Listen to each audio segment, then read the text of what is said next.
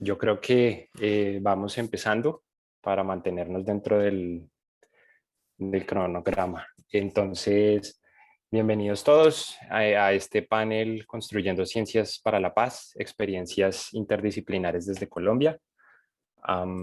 Primero, unos avisos parroquianos o de housekeeping.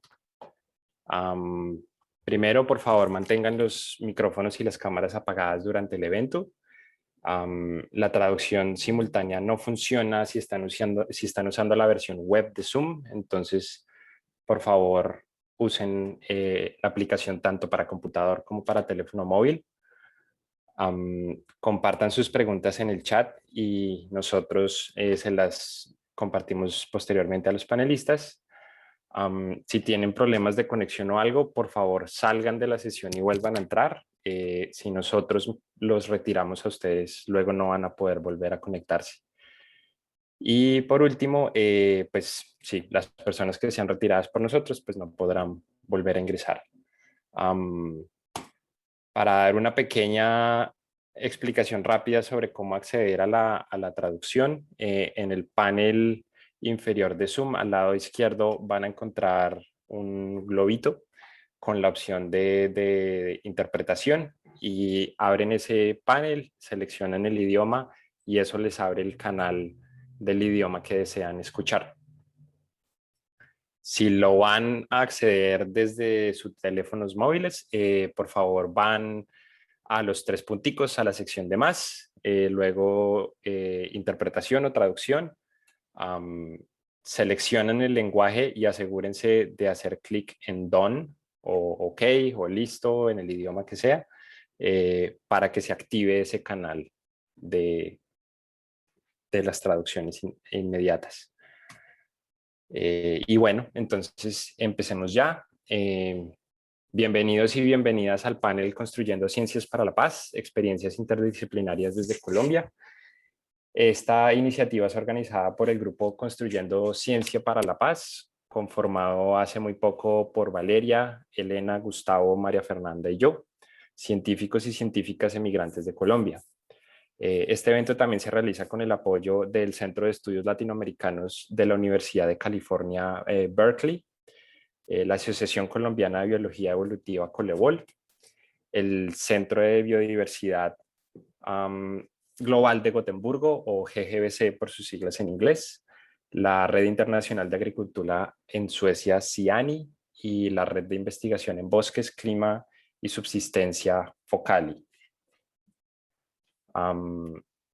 La grave crisis humanitaria que enfrenta Colombia en los pasados meses es reflejo de una larga historia de conflictos sociales sin resolver y un síntoma del creciente inconformismo social que ha explotado en Latinoamérica recientemente. Históricamente, el acceso a la educación ha sido un fuerte promotor de la movilidad social en Colombia, representando una promesa de mejora de calidad de vida y generar soluciones a las problemáticas del país. Irónicamente, la academia y en particular las ciencias naturales han tenido una tendencia histórica a mostrarse apolíticas, ocupadas de un área limitada del conocimiento bajo la idea de objetividad. Esa objetividad ha restringido una necesaria revisión del rol que ha jugado la ciencia en la construcción de la sociedad y a su vez de cómo la ciencia responde al contexto social y político. Examinar cómo la ciencia colombiana alimenta y se ha alimentado del clasismo, el racismo, el sexismo, la homofobia, entre otros, es una tarea pendiente por asumir. Este evento nace como un ejercicio de autocrítica frente al papel que ha asumido la Academia Colombiana en respuesta a la profunda crisis social que se desató en el contexto del paro nacional de este año en Colombia. Este es nuestro primer aporte y nos alegra poder contar con todos ustedes. En este panel podemos discutir desde las ciencias sociales y naturales cómo la ciencia se ha interesado en investigar los efectos de la guerra sobre la biodiversidad y proponer desde allí acciones para la paz, pero también cómo los y las científicas se han visto atravesadas por este conflicto. Ahora voy a pasar a presentar a nuestros panelistas. Primero tenemos a la doctora Yoquiña Rodríguez Fernández. Ella es socióloga y profesora titular de Medio Ambiente y Desarrollo en la Escuela de Desarrollo Internacional de la Universidad de East Anglia en el Reino Unido. Está especializada en el conocimiento ambiental local y la transformación de conflictos en América Latina mediante la investigación, acción participativa. Ha trabajado en Venezuela, Guyana, Ecuador, Chile, Bolivia y Colombia, fortaleciendo la capacidad local e institucional para transformar los conflictos ambientales. Desde 2018 colidera con la Universidad de Ibagué y Eureka Educativa en Colombia el proyecto Escuela, Territorio y Posconflicto en el sur Tolima. También contamos con la presencia de Diego Calderón. Uy. Un segundo, perdón. Problemas técnicos. Ya. También contamos con la presencia de Diego Calderón Franco, es biólogo de la Universidad de Antioquia en Medellín y ha estado pajareando durante 20 años por todo Colombia. En 2007, Diego fundó Colombia Birding, la empresa criolla de observación de aves más antigua del país, con la cual guía y ofrece viajes a todos los rincones de Colombia, además de servir de guía en otros países latinoamericanos. Diego ha estado compartiendo sus experiencias de vida en su charla Pajareando con FARC, que invita a la reconciliación y construir una nueva Colombia. También tenemos con nosotros a la doctora Lina Pinto García. Ella es investigadora postdoctoral del Centro Interdisciplinario de Estudios sobre el Desarrollo CIDER de la Universidad de los Andes en Bogotá e investigadora afiliada al Instituto de Ciencia, Investigación y Sociedad de la Universidad de Oxford en el Reino Unido. Tiene un doctorado y una maestría en estudios sociales de la ciencia y la tecnología y una maestría y un pregrado en ciencias biológicas. Su trabajo actual se centra en investigar etnográfica e interdisciplinariamente la relación entre salud ambiental y humana en territorios marcados por la violencia armada y el extractivismo. Y por último tenemos a Pablo Palacios Rodríguez. Él es un estudiante de doctorado en el Departamento de Ciencias Biológicas de la Universidad de los Andes, con maestría en Ecología Evolutiva de la misma institución, que lo ha becado para ambos estudios. Es graduado con honores en Biología de la Universidad Tecnológica del Chocó. Trabaja con ecología y evolución de ranas venenosas del Pacífico colombiano. Fue ganador del Premio Joven Afrocolombiano en el 2017, en parte por su descripción de una nueva especie de rana venenosa en el noroccidente colombiano, nombrada Andinobates victimatus, en tributo a las víctimas del conflicto armado en Colombia. Entonces ahora vamos a pasar a darle a cada uno de los panelistas un tiempo para que pues nos haga una presentación corta de 5 a 10 minutos y posteriormente vamos a iniciar con una sesión de preguntas que nosotros desde el panel organizamos y por último pasaremos a abrir el área para que el público haga sus preguntas. Entonces, en este punto me gustaría darle la palabra tal vez a Lina, si quieres arrancar. Listo, súper. Muchas gracias. Voy a empezar a compartir pantalla.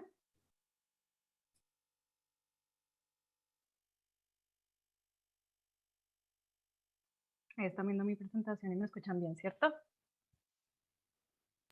Sí. Bueno, me cuentan si no. Mi nombre es Lina Pinto García. Como les contaba Camilo, soy investigadora postdoctoral del CIDER en los Andes y soy investigadora afiliada de la Universidad de Oxford del Instituto para la Ciencia, la Innovación y la Sociedad. Agradezco muchísimo la oportunidad de estar acá. Muchas gracias a Valeria, a Elena, a María Fernanda y a Camilo. Y de verdad que siento que estos espacios no solo hacen mucha falta, sino que son muy enriquecedores cuando ocurren. Entonces, bueno, yo tengo una formación interdisciplinar y hoy en día me identifico mucho con el campo de los estudios sociales de la ciencia y la tecnología, del cual les hablaré un poquito más adelante.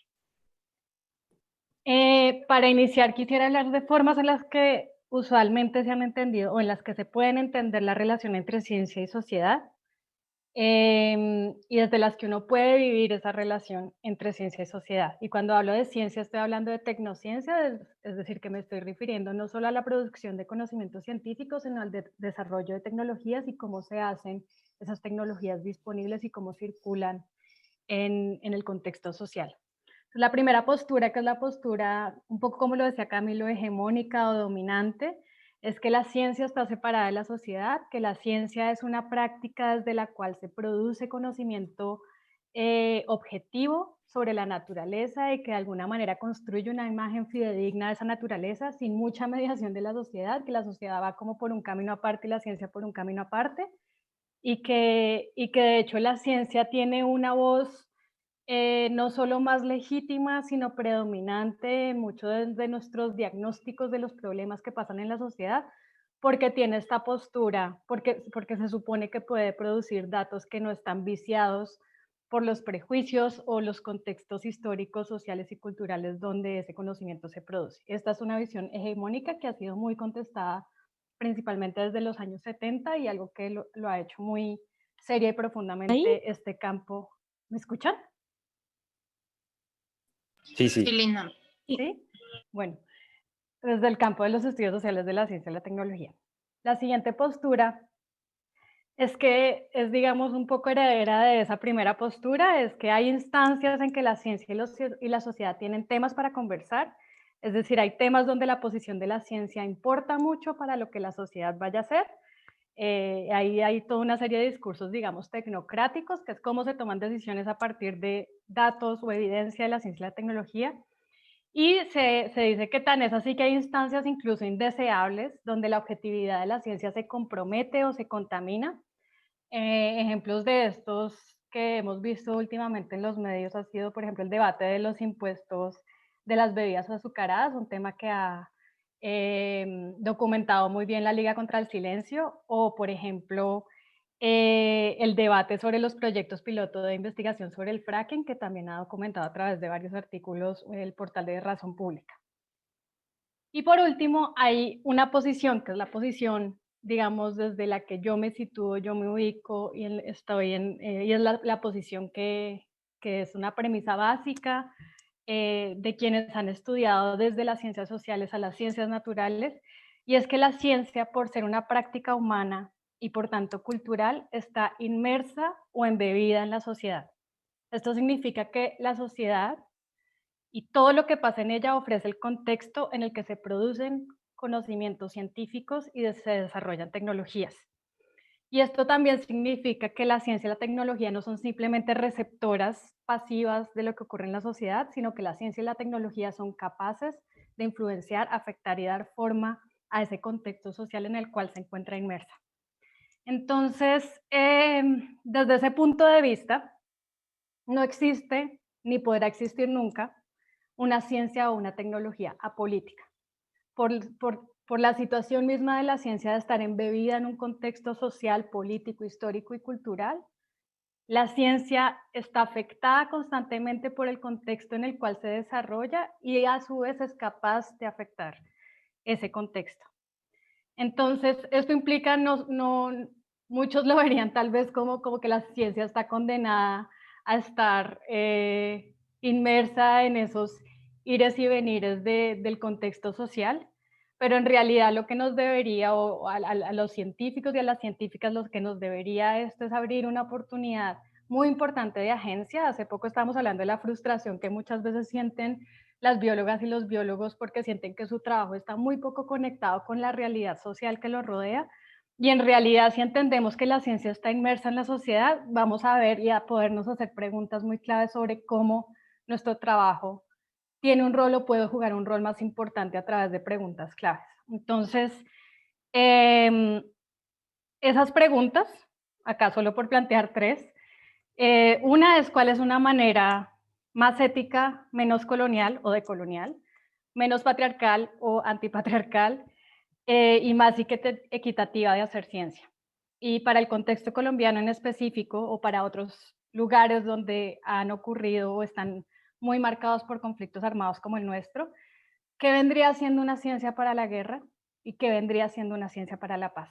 Entonces les quiero contar un poquito de mi trabajo doctoral como un ejemplo que ilustra muy bien que muchas veces los científicos no se dan cuenta del rol que están jugando en la perpetuación de la violencia, en la perpetración de la violencia, o incluso de ver maneras en las que su actuar y su quehacer puede tener un rol mucho más importante en cuestiones como la construcción de paz la reconciliación, la verdad y la justicia. Entonces, bueno, yo desde los estudios sociales de la ciencia y la tecnología, que es un campo que reúne principalmente antropólogos, sociólogos, historiadoras y filósofas en el estudio de temas atravesados por cuestiones científicas y tecnológicas, yo me acogí sobre todo a la literatura y a las prácticas de la antropología, es decir, a la investigación etnográfica, que consiste que uno va y pasa mucho tiempo con personas con las que uno puede entender una realidad, en este caso biosocial.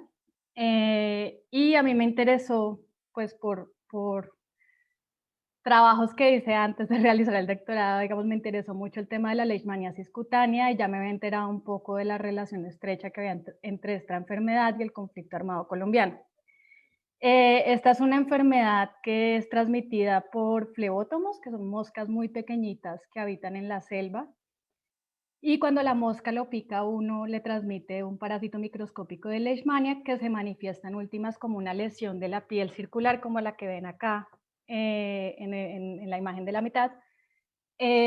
Una lesión que por lo general es indolora, pero que con el tiempo tiende a crecer y se resiste a cicatrizar y permanece como en carne viva. Y esta enfermedad, por transmitirse en un contexto selvático, ha afectado históricamente, en particular, a combatientes del conflicto armado, es decir, no solo a soldados del ejército colombiano, sino a miembros de grupos guerrilleros y grupos paramilitares. Les voy entonces a contar dos hallazgos, para no extenderme tanto, como dos hallazgos importantes o relevantes para esta conversación, que creo que nos ayudan a pensar justamente en lo que les dije anteriormente, cuál es el rol de la ciencia o cuál es el rol en este caso de la investigación biomédica o de la investigación entomológica en el conflicto armado. Entonces, por un lado, encontré, hablando con muchos científicos revisando literatura científica y haciendo trabajo de campo principalmente en una municipalidad del Pacífico colombiano, donde hay un centro de investigación biomédica que tiene una sede clínica donde llegan pacientes y atienden pacientes de leishmaniasis y se reclutan pacientes para estudios biomédicos. A raíz de toda esta información que recolecté durante más o menos un año y medio, me di cuenta de que hay una enorme tendencia a omitir el conflicto armado en las narrativas que las y los científicos producen sobre la leishmaniasis, pues se ha insistido en definir esta enfermedad como un problema biomédico únicamente con una solución farmacéutica. Entonces los científicos están muy enfocados en eso y de hecho esos trabajos científicos dan cuenta de problemas, observaciones, prácticas, resultados e interpretaciones que parecen desprovistos del contexto violento en el que se produce. Y otro de los hallazgos fue que esto sucede a pesar de que la vida de la gran mayoría de personas afectadas por la leishmaniasis en Colombia está enmarañada con el conflicto armado de forma muy estrecha. Se trata de combatientes que adquieren la leishmaniasis por participar directamente en la guerra, se trata de personas que adquieren la enfermedad por trabajar en los cultivos de coca, se trata de campesinos, campesinas, miembros de comunidades indígenas y miembros de comunidades afro que por habitar en la ruralidad remota y dispersa de Colombia han sido víctimas del conflicto armado y viven en una estrecha relación con la selva. Entonces, ¿cuáles son las consecuencias de esto? Ya para ir cerrando. Por un lado, se produce una imagen de la ciencia desprovista del conflicto, aunque la guerra está presente en las prácticas cotidianas de la investigación sobre leishmaniasis, el conflicto armado se tiende a excluir para producir narrativas científicas pacificadas. Por otro lado, se produce una imagen de la leishmaniasis desprovista del conflicto, y a pesar de que la guerra está ordinariamente presente en casi cualquier estudio sobre leishmaniasis, especialmente en la producción de los pacientes y los materiales biológicos que son absolutamente necesarios para la práctica científica, el conflicto apenas aparece tanto en el diagnóstico del problema, o sea, tanto en el diagnóstico del problema que representa la leishmaniasis, como en las estrategias que se han diseñado para abordar este problema.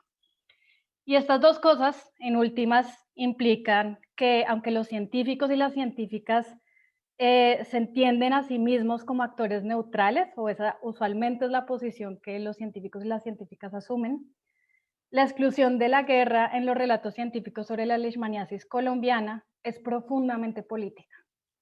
Por un lado, reproduce la violencia al omitir la guerra y por otro lado, deja intacta una gran parte del problema.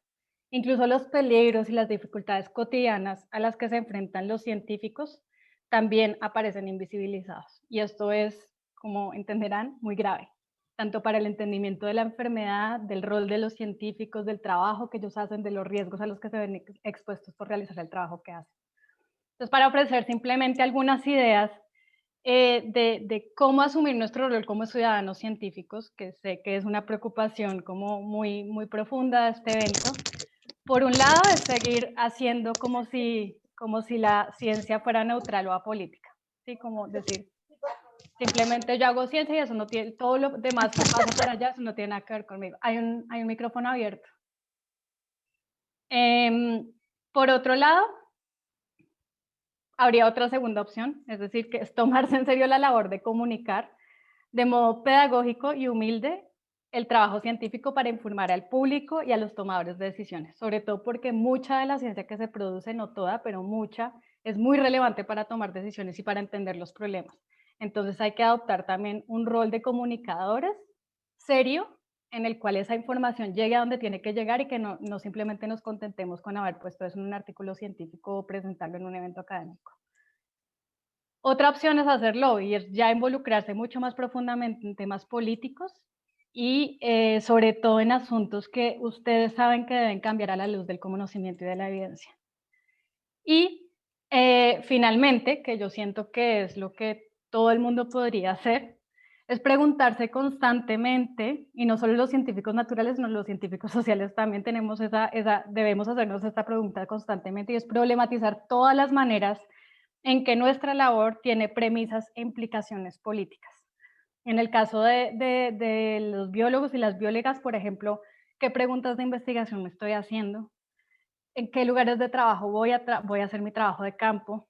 ¿Cómo me involucro con las comunidades? ¿Qué les estoy dejando? ¿Cómo valoro y me posiciono frente a otros conocimientos? ¿Cómo los acepto y cómo dialogo con ellos?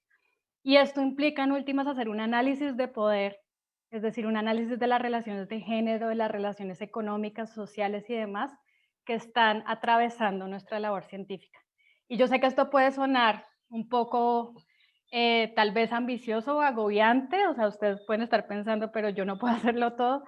Y para eso también están las apuestas interdisciplinarias. Los científicos sociales somos muy hábiles en pillarnos los asuntos problemáticos de una práctica, sobre todo los estudios sociales de la ciencia y la tecnología, son muy hábiles en darse cuenta y registrar cuáles son las problemáticas que están surgiendo y las iniquidades que estamos reproduciendo y las violencias que estamos también perpetrando o reproduciendo con el quehacer científico.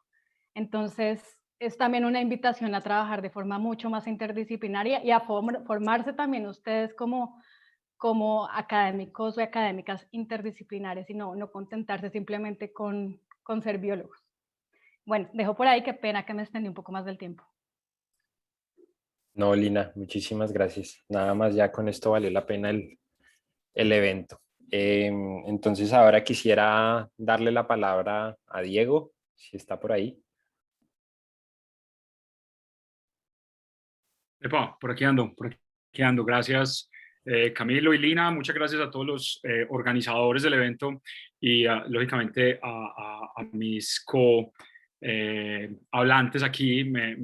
Estoy privilegiado pues y me siento honrado de hacer parte hoy de este evento porque la verdad, como van a ver, yo soy el menos preparado académicamente, digámoslo así, de todos los doctores y todos los maestros que no solamente están aquí hablando hoy con nosotros, sino que están también tras bambalinas, pues viendo la presentación y van a estar en el debate. Aquí están ya viendo mi pantalla, mi presentación.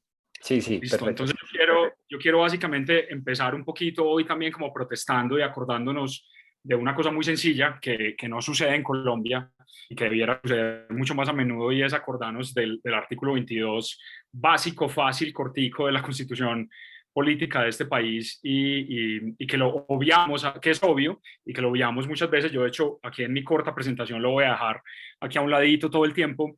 Y básicamente, como les decía, yo no tengo soy biólogo de la Universidad de Antioquia, pero no hice estudios de posgrado. Y han habido un par de situaciones en mi vida que se las voy a resumir muy rápido, que me han traído a ser tal vez un puente, un comunicador, un abusador de las aves, como un medio de comunicación entre unas Colombias que en algún momento han estado muy desconectadas, que en algunos momentos se tejen puentes un poquito más lógicos y más loables y más bonitos. Y una de ellas es que en 2004, haciendo una expedición a la serranía de Perijá para buscar unas aves que estaban perdidas, junto con Hermes Cuadros, un botánico, y un guía local, fuimos secuestrados por el Frente 41 de las FARC.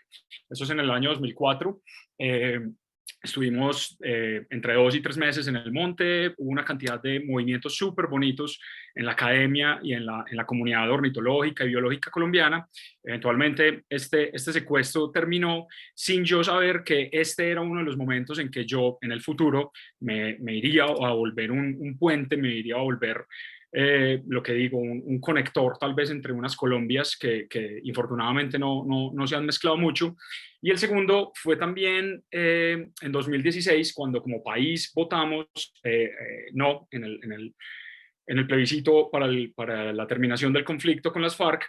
En ese momento a mí me empezó a dar una rasquiña, una piquiña, tal vez mi ser un poco más político y más social, de qué podía hacer yo como un ciudadano de a pie, cuál era mi labor fuera de pagar impuestos, de ir a votar, de proveer de ayudar en algunas cadenas económicas locales, que es lo que hago con mi labor de turismo, de observación de aves todos los días.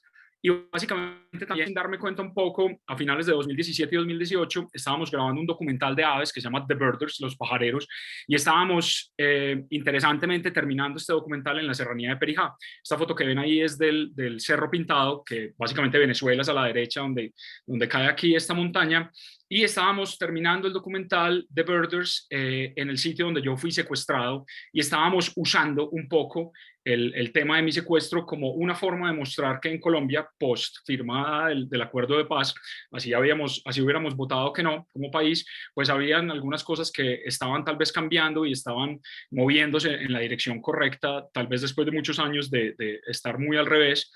Y The Birders básicamente es una muestra súper bonita de aves, cultura, música, y es un documental público, tiene casi 350.000 reproducciones y per se, aunque no es de reconciliación, muestra un poco cómo las aves, digamos, logran ser ese puente, ese conector entre las Colombias lejanas. En 2018 hago parte de la expedición Bio Anorí, del primer grupo, digamos, de expediciones biológicas, de esas 20 primeras expediciones bio que hubo. La nuestra fue la número 18, y una de las cosas interesantes de esta expedición bio es que fue con excombatientes de las FARC, trabajando de tú a tú, los excombatientes del Frente 36 de acá del norte de Antioquia, en Anorí, en La Plancha. Y esta expedición ya tenía ornitólogo. Yo no era per se el ornitólogo oficial de la expedición, pero cuando la expedición, antes de que sucediera, confirmó que iba a ser con excombatientes de FARC, el organizador de la expedición, que es uno de mis grandes amigos de la vida, Juan Fernando Díaz de AFID, le dije: vos sabes que yo tengo que participar, yo quiero ir a trabajar con ellos y hagamos algo bonito. Entonces en la expedición tuvimos la fortuna de hacer un experimento social de 60 personas, irnos al campo y juntar esas Colombias lejanas. En esta foto hay estudiantes de universidades estrato 1, 2, estrato 6, gente muy privilegiada, gente no tan privilegiada, excombatientes, campesinos colombianos, algunos incluso presidentes de Junta de Acción Comunal, hay observadores internacionales, hay productores de televisión y video, y es precisamente uno de esos ejemplos donde pudimos unir esas Colombias lo que no sucedía antes. Y en la expedición Bio de Anorí, fuera de muchas cosas interesantes académicamente, especies nuevas de palmas, insectos, orquídeas, etcétera, salieron también unas piezas bien interesantes en National Geographic, y hay un documental que es el que les pongo arriba, que se llama La Casa de la Vida. Googleen lo que les sale como primer resultado, está libre en RTCB, RBST, siempre digo esto mal, el sistema de medios de comunicación público de Colombia, y de nuevo estábamos haciendo algo digamos, directamente trayendo a algunas personas que habían estado desde la comodidad de su casa viendo el conflicto de lejos.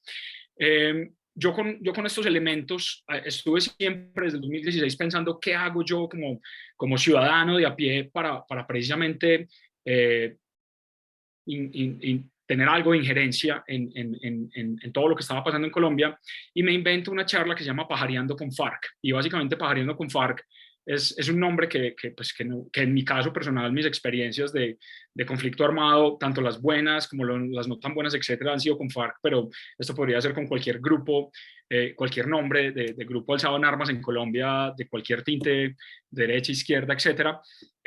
Y empiezo a dar esta charla que durante 2019 básicamente lo que busqué fue incomodar con cariño, como yo lo digo, a las personas que iban a salirse de la burbuja, de sus burbujas. Todos vivimos en nuestras burbujas por una hora, y era ver una historia que yo no me estaba ni inventando, ni estaba básicamente elaborando sobre ella, ni estudiándola. Yo simplemente estaba teniendo la fortuna de haber sido, entre comillas, secuestrado hace muchos años, y hoy en día tener la fortuna y el privilegio de trabajar con excombatientes y acompañarlos en algunos de sus procesos, y poder mostrarle esto a la gente y tal vez de nuevo incomodarla con cariño, porque para mucha gente los excombatientes y toda esta Colombia rural ha sido una cosa muy lejana, algo que hoy en día con el paro, por ejemplo, están evidenciando absurdo.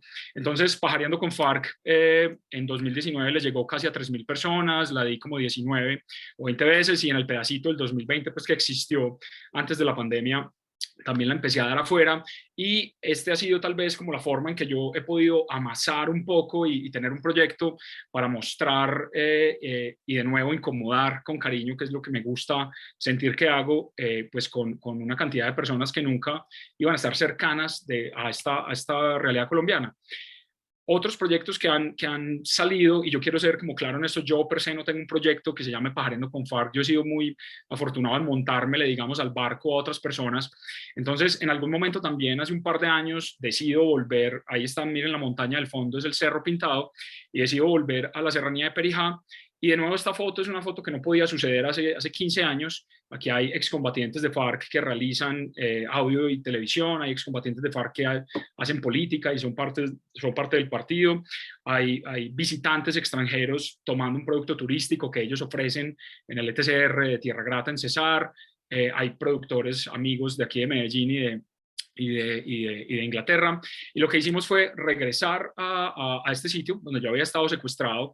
Me encontré con personas que me habían, esta foto de la derecha es con Aileen, una chica que era menor de edad cuando yo estuve secuestrado, y ella me prestaba guardia sin saber qué estaba haciendo, y hoy en día tuve el privilegio de volver y visitarla, conocerla como mujer, tiene su familia, tiene sus hijos, me invitó a tomarme un café en su casa, y pude conocer esa nueva Aileen que tiene esperanzas, sueños, que echó raíces y tiene familia. Y también me encontré que las aves ya habían llegado a este espacio territorial en Cesar, y que no solamente eran un pasatiempo y que proveían entretenimiento y que eran un hobby, una afición, sino que también eran oportunidades de trabajo. Hicimos también de nuevo lo que he estado tratando de hacer, comunicar y mostrar todo esto de la mano de una gran cantidad de personas súper talentosas. Hicimos de nuevo un documental, se llama Pajareando con FARC, Birdwatching with FARC, tiene también 100 y pico de mil reproducciones, que yo creo que es como una cosa bonita porque lo hicimos en español para colombianos con todo el cariño, tratando de incomodar mucho a la gente que desde lejos ha visto el conflicto. Y de nuevo, eso es a lo que me he dedicado fuera de pajarear y ganarme la papita, viendo pájaros y mostrándole pájaros a la gente que viene a visitarnos, comunicando un poquito esa Colombia lejana, esa Colombia rural, esas nuevas formas en que Colombia se dinamiza, y tratando de ser eso, un puente entre esas Colombias lejanas a través de las aves. Mil gracias por estar aquí. No, Diego, listo. Muchísimas gracias por la charla. Gracias por incomodarnos. Para eso lo invitamos, para que nos incomode. Entonces ahora me quisiera darle la palabra a Yoquiñe, si está por ahí. Hola, sí, aquí estoy. ¿Qué tal? Mucho gusto. Buenas tardes a todas y todos. Mi nombre es Yoquiñi Rodríguez, soy venezolana, socióloga. Tengo muchos años trabajando en el tema de conflictos ambientales en América Latina y realmente he hecho de esa temática mi vida, mi área de investigación. Hace poco empecé a trabajar en Colombia, pero antes de contarles un poco en qué estamos trabajando acá con un grupo de colegas, me gustaría explicarles cómo llegué a este proyecto que se llama Escuela Territorio y Postconflicto en el sur de Tolima, porque habla mucho mi trayectoria desde donde desde las ciencias sociales también podemos jugar un rol en apoyar la transformación de la conflictividad socioambiental dependiendo de las herramientas metodológicas y conceptuales desde las cuales nos posicionemos, ¿no? Quisiera un poco seguir, echar un poquito para atrás, regresar a la presentación de Lina, recordándonos un poco lo que nos estaba planteando desde su propuesta conceptual o las láminas que nos enseñaba para entender cómo realmente la ciencia no es apolítica, cómo dependiendo de cuál enfoque utilicemos, realmente tenemos una u otra posición siempre política. Y es desde allí, desde esa certeza, que también yo me posiciono como socióloga, trabajando siempre dentro de las temáticas ambientales como mi núcleo, pero tratando de generar un diálogo realmente entre saberes, si se quiere, ciencias más duras, naturales, como sociales, pero también con las ciencias, con el conocimiento local. Y uno de los temas que a mí me ha preocupado siempre desde mi inicio trabajando en la conflictividad socioambiental en América Latina ha sido las posibilidades de un diálogo en mayores condiciones de equidad con saberes que están tradicionalmente excluidos, que no solamente estamos hablando de saberes desde la ciencia, de lo que llamamos de la ciencia positivista, que es aquella que construimos dentro de la academia, que somos los que supuestamente tenemos la legitimidad de construir conocimiento, sino con otros saberes que no forman parte de la academia, pero que son igualmente válidos. Y son saberes que tienen una grandísima importancia en la conflictividad socioambiental, porque no solamente tienen la posibilidad de contribuir con las respuestas a la conflictividad socioambiental que estamos enfrentando a nivel mundial, sino que también por la manera como se ha ido construyendo conocimiento científico, históricamente se le ha excluido, y es gran parte de la causa de la conflictividad socioambiental, es la exclusión de saberes locales. Entonces, lo que yo hago desde mi trabajo es tratar de generar un diálogo intercultural o diálogo de saberes entre conocimientos locales y conocimientos científicos, ya sea sociales o ambientales, que tienen que ver con las temáticas de crisis ambiental o conflictividad socioambiental. Y es desde esa búsqueda de articular diferentes saberes que yo he venido trabajando con diferentes tipos de colegas y proyectos en América Latina, generando metodologías y obviamente también apoyándome en propuestas metodológicas que se han hecho. Hay un gran sociólogo, Orlando Fassborda, colombiano, que ha sido altamente influyente a nivel mundial en la construcción de este concepto de investigación-acción participativa, que es un enfoque de investigación que más bien busca a través de la manera como uno construye conocimiento, integrar esos conocimientos, saberes en la producción de conocimiento. Y es desde allí que yo he ido trabajando en tratar de hacer que la ciencia tenga realmente una contribución práctica para la sociedad. No solamente con la construcción de conocimientos que sean útiles, sino también ayudando a que esa integración de saberes se pueda dar. Y hay todo un enfoque metodológico de investigación participativa, con diferentes técnicas sobre las cuales uno se puede apoyar para ir generando estos procesos, ¿no? Entonces, bueno, con esta perspectiva he trabajado como explicaron al principio, en diferentes partes de América Latina, y también tratando de hablar mucho y asumir mucho estas dimensiones de poder que hablaba Lina también, de asimetrías de poder que hay en la construcción de conocimiento, y generar desde esta propuesta metodológica procesos que ayuden a superar esas asimetrías y esos procesos de exclusión de los saberes locales en la construcción de conocimientos para ayudar a resolver la conflictividad socioambiental. Es desde allí, desde esa trayectoria que yo he tenido en América Latina en diferentes partes, trabajando sobre todo con pueblos indígenas que han estado afrontando muchos procesos de exclusión y de desplazamiento de sus territorios y de exclusión de su conocimiento en las políticas ambientales, que llegué en cierta manera un poco por azar a Colombia en el 2018 a trabajar en un proyecto que les quisiera mostrar ahora, a ver si puedo compartir pantalla, que se llama Escuela Territorio y Posconflicto, que en el sur de Tolima, que espero poder ahorita mostrarles, a ver si se está viendo. Es un proyecto que, el cual está liderado por 3 organizaciones: Eureka Educativa, que tiene su base en Bogotá, que es una organización que trabaja fundamentalmente en las escuelas. También está la Universidad de Ibagué y la Universidad de East Anglia, que es donde yo trabajo en Inglaterra.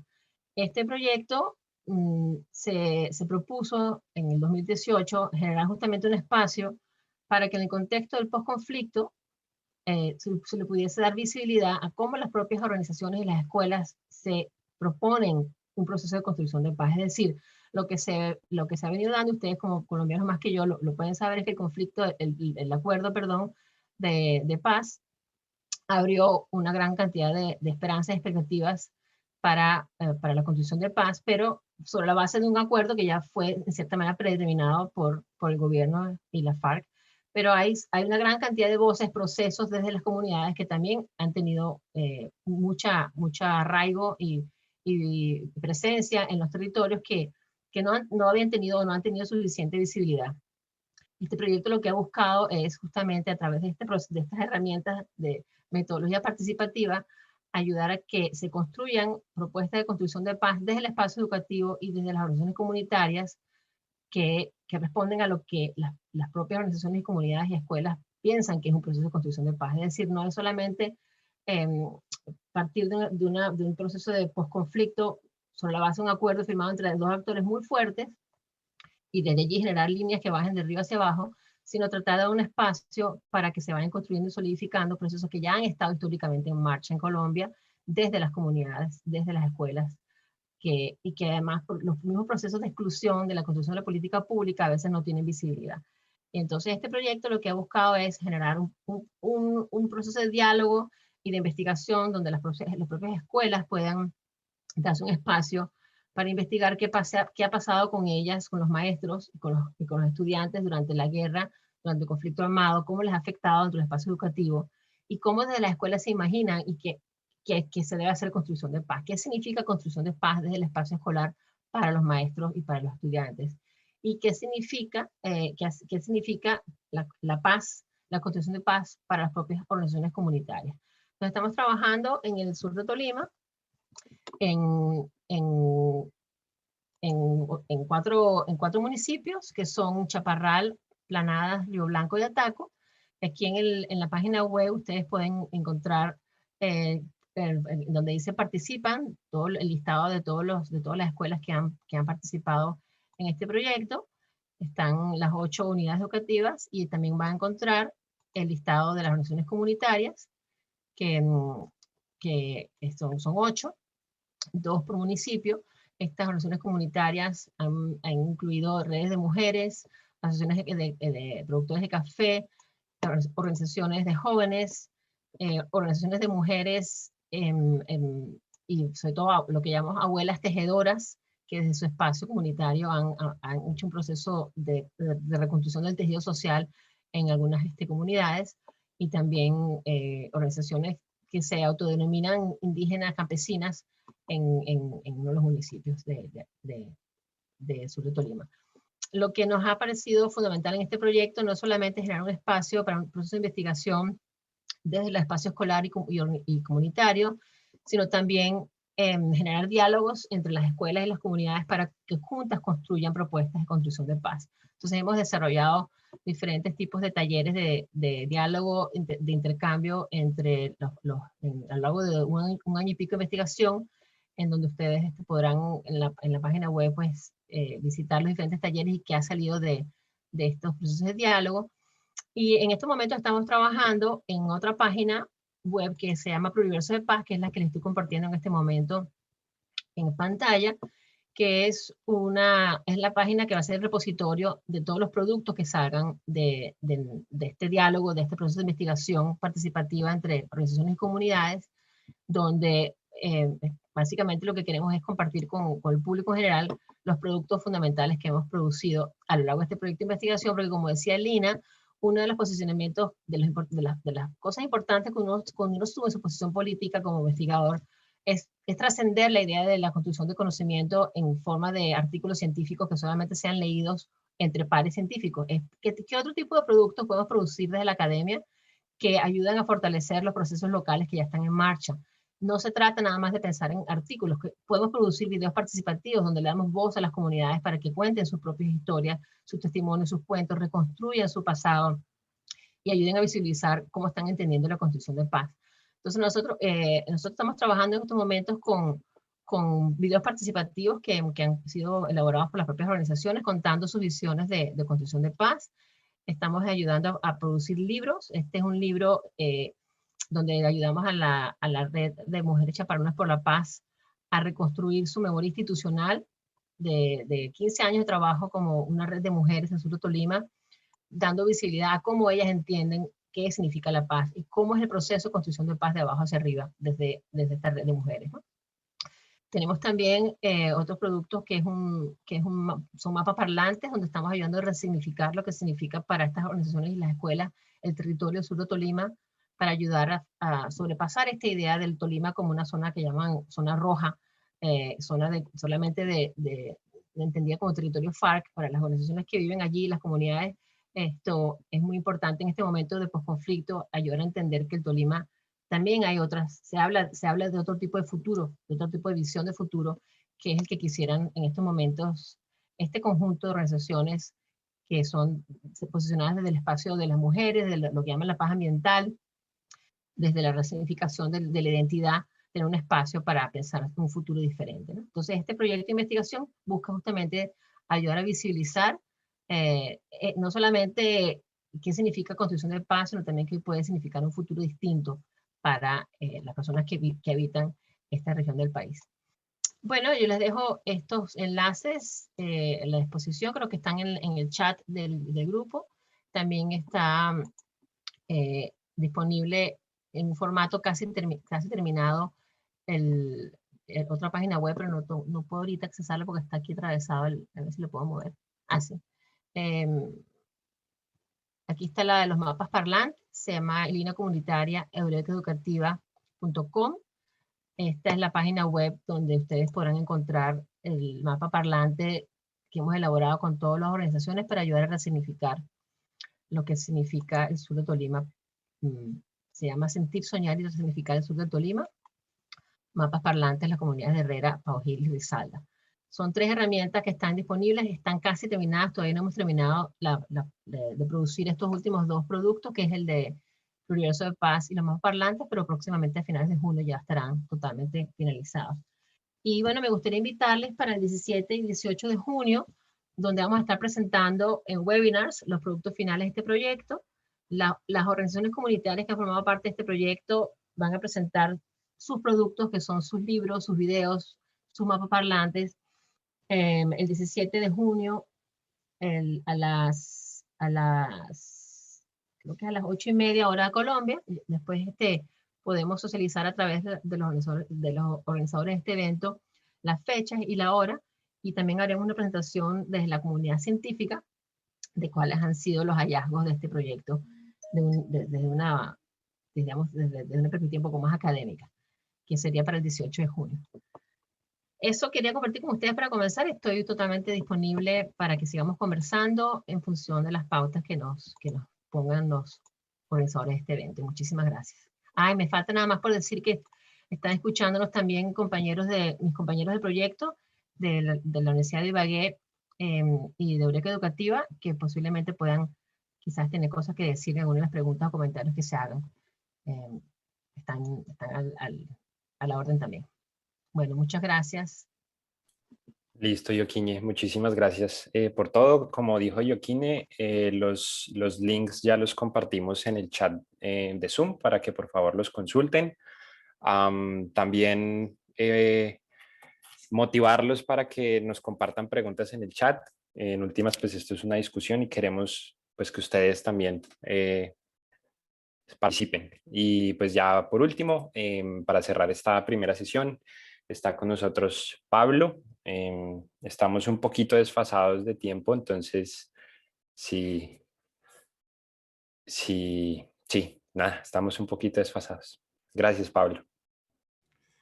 Bueno, sí, quiero agradecerles a todos y todas por asistir, al grupo organizador por la invitación. Mi nombre es Pablo Palacios.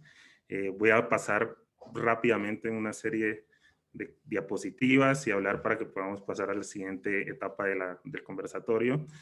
Y bueno, yo soy de donde Diego decía las Colombias lejanas, yo las llamo la Colombia profunda, ¿no?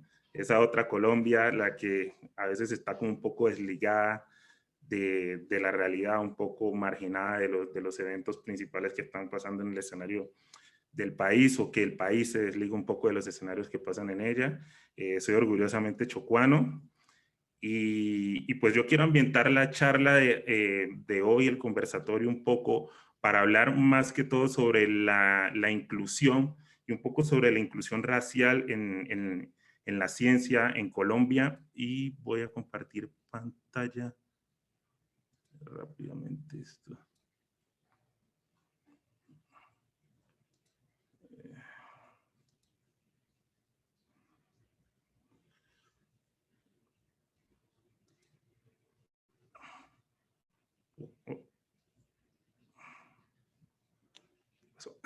Bueno, ahí está mi pantalla.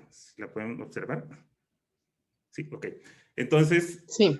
esto es un poco de algunas de las cifras que yo he podido recoger, pues, revisando y entrando a las bases de datos, de cómo se ha dado la formación a nivel, o la inclusión a nivel de ciencias naturales y exactas en el litoral pacífico, ¿sí? Pues la región en donde, pues, de donde vengo y en donde he pasado gran parte de mi vida, tanto mi vida personal como donde he desarrollado mi carrera investigativa. Y es que si ustedes denotan las cifras que les muestro, gran parte de la formación de los últimos, no sé, entre año 2000 a 2018 ha pasado en educación, y se han más o menos formado unos 22,000, se han formado unas 22,976 personas en áreas de la educación, y las ciencias naturales entraban bien rezagadas por acá con 1,314 personas formadas a nivel de ciencias naturales y exactas en el litoral pacífico, ¿sí?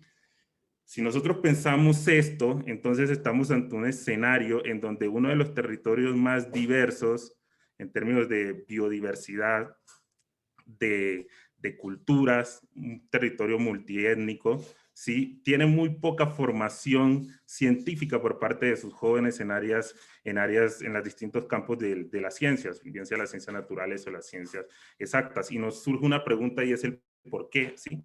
¿Por qué es tan baja la formación científica, la formación de profesionales en el litoral pacífico dentro de las áreas, bueno, dentro de las áreas de la ciencia, ¿sí? Si nosotros después lo miramos a un nivel de posgrado, miramos que son muy pocos en realidad, es decir, la oferta también se vuelve mucho más corta en el litoral pacífico para formar científicos o científicas en el territorio, ¿sí? Lo que nos genera una necesidad de inclusión, una necesidad de generar las condiciones en territorio para que las personas puedan tener el desarrollo de una formación científica. Y si lo miramos dentro de los 4, esto es un ejemplo solo del litoral pacífico, ¿sí? Si lo miramos dentro de los 4 departamentos que componen esta franja, ¿sí? No aparece en ningún área específicamente de las ciencias naturales exactas como una de las principales ejes de formación en el territorio, ¿sí? Entonces, aquí estamos frente a un desafío importante, que es lo que vamos seguramente a conversar posteriormente en la charla, un desafío importante de cómo se está generando la formación científica en territorio, ¿sí? ¿Por qué hay tan poca formación científica en algunas zonas del país, y por qué las personas tienen que emigrar? Y tienen que emigrar hacia otras áreas de la geografía, bien sea nacional o internacional, buscando esta formación, ¿sí? En el Pacífico, los que hemos tenido la oportunidad de tener una formación científica en el Pacífico, hablar de formación en ciencias se termina volviendo como una utopía, ¿sí? Muchas de las familias ven las carreras científicas como algo como algo muy utópico que no genera en realidad las respuestas a las necesidades sociales que tiene la población, ¿sí? Y es algo contradictorio porque un territorio sumado en distintas crisis ambientales, pérdidas de biodiversidad, desertificación de áreas, eventos climáticos, que necesita esta formación, que necesita que sus jóvenes tengan esta formación, no la está teniendo y estos jóvenes tienen que emigrar. Y recuerden, y para muchas de las personas que hemos tenido o han tenido que salir de sus áreas, quien se va no regresa siendo el mismo, ¿no? Sí, inclusive, y quien se va no regresa siendo el mismo, y si regresa no tiene las condiciones para poder desarrollar esta profesión que decidió emprender. Quiero pasar rápidamente aquí para hablarles de un trabajo, no sé, que el profesor Juan Camilo Cárdenas en la Universidad de los Andes resaltó, y es que también cuando, esto es un estudio ya hecho en la capital, ¿sí? Que cuando las personas, por ejemplo, tienen su formación, pasan sus hojas de vida para ciertos trabajos, el simple hecho de tener algunos datos puntuales de su origen étnico o tener fotografías dentro de sus hojas de vida le genera exclusión frente al trabajo y la empleabilidad en la capital, ¿sí? O sea, este es un hecho importante, son datos, un trabajo que está publicado y yo creo que es uno de los puntos importantes que nosotros debemos de tener en cuenta para cuando hablamos de inclusión, ¿sí? Estas personas no tienen las condiciones del territorio, salen del territorio, generan capacidades de formación en otras áreas, pero en la manera de involucrarse frente al trabajo, no están teniendo estas oportunidades por su origen geográfico, ¿sí?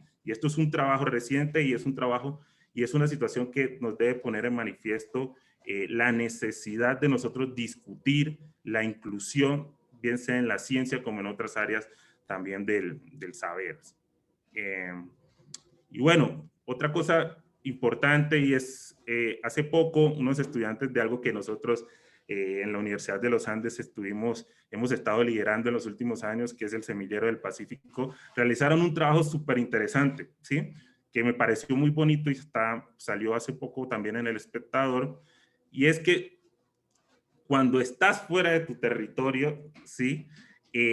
Tú tienes que tener la posibilidad de integrarse al mismo, ¿sí?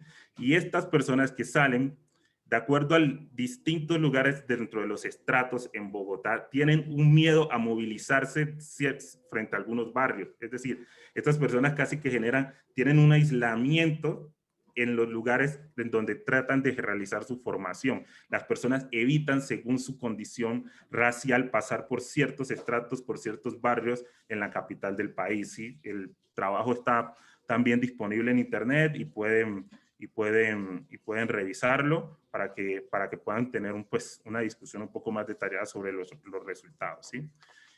Y por último, quiero mostrarles también y traerles a mí algo de lo que nosotros, de algunas de las iniciativas que he estado trabajando. Una de ellas es el Semillero del Pacífico. Y el Semillero del Pacífico en la Universidad de los Andes surge con la necesidad de tratar de generarle a los jóvenes del Pacífico una formación de alta calidad en algunas instituciones, en este caso, para ese momento, la Universidad de los Andes. Estos jóvenes hoy en día, el sueño era formar al menos 20, hoy ya vamos en un número mucho más alto. Y estos jóvenes jóvenes con excelentes capacidades que tienen su formación secundaria en el Pacífico, han tenido la capacidad de venir a la capital y poder ingresar a este programa, matricularse en alguna de las distintas carreras que ofrece la universidad, becados, y posteriormente nosotros esperamos de que toda esta masa crítica permita poder seguir generando esta discusión de la inclusión desde la ciencia como en otras áreas del saber. Y con esto pues quiero darle paso ya a la discusión y a las preguntas que tiene el panel para nosotros. Listo, Pablo, muchísimas gracias. Buenísimo todos esos datos de esas investigaciones y pues de todo lo que están haciendo ustedes. Decidimos que vamos a cambiar un poquito el orden de las cosas. Vamos a darle prioridad a las preguntas del público primero y si es el caso luego nosotros rematamos con las preguntas que tenemos nosotros para que participen más. Entonces, ya tenemos un par de preguntas. La primera es, ¿cómo podemos hacer que la investigación científica se regionalice? ¿Cómo fortalecer las instituciones académicas regionales? De Melissa Sánchez. Entonces, no sé si Pablo quiere arrancar de una.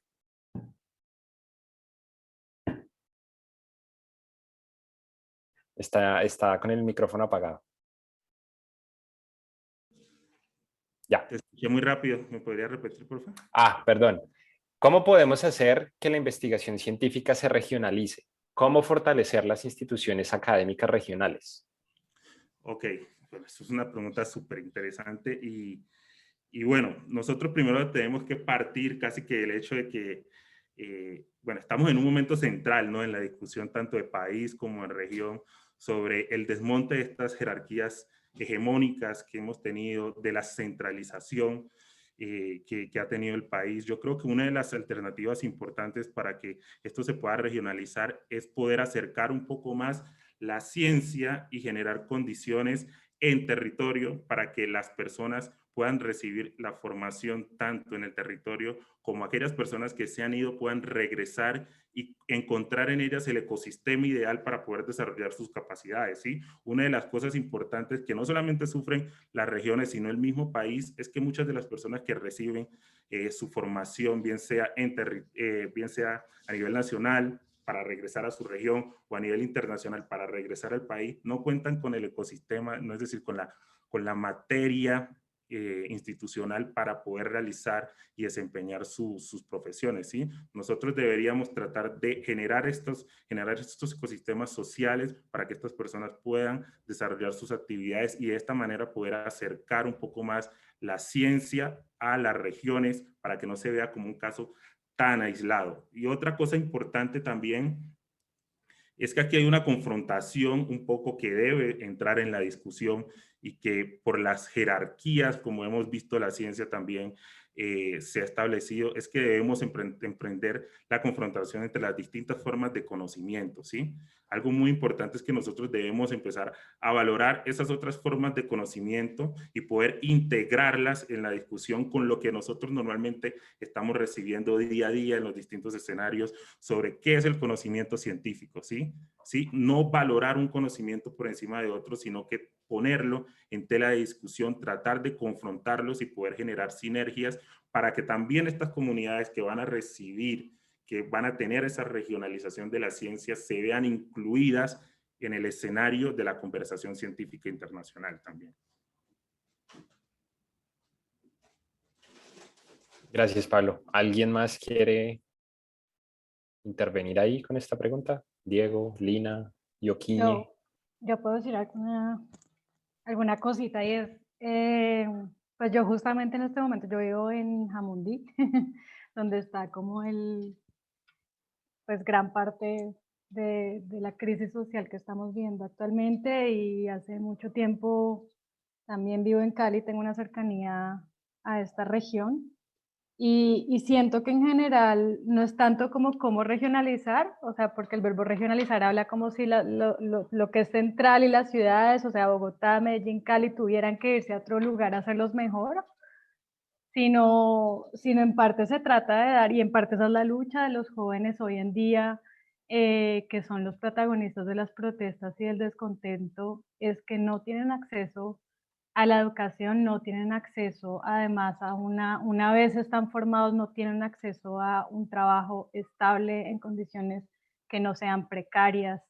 Y eso es válido sobre todo en las regiones y en los territorios que no son las ciudades, ¿no? Entonces, pues parte del problema es que esa educación tiene que llegar, que las ofertas de educación y la formación tiene que llegar a los lugares donde los jóvenes están buscando formarse y bajo las condiciones también de esos jóvenes, porque si la educación, digamos, si partimos de un esquema de becas, entonces como tipo Serpilo paga, le vamos a dar becas a los mejores, pues no, el problema es que la formación de base de primaria y secundaria es tan deficiente que para los jóvenes que incluso tienen toda la motivación de acceder a la educación superior en ciencias o en otras disciplinas, pues se hace muy, muy, muy difícil. Entonces realmente hay que cerrar las brechas, no simplemente ofreciendo becas a los mejores, sino que tratando de hacer que muchos sean buenos y que si no, cómo cerramos las brechas para que igual accedan a una educación superior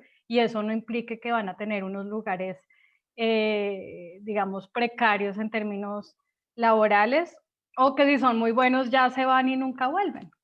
Entonces, bueno, creo que eso también es parte de lo que está tan presente en el descontento social que estamos viendo hoy en día en ciudades como Cali, por ejemplo.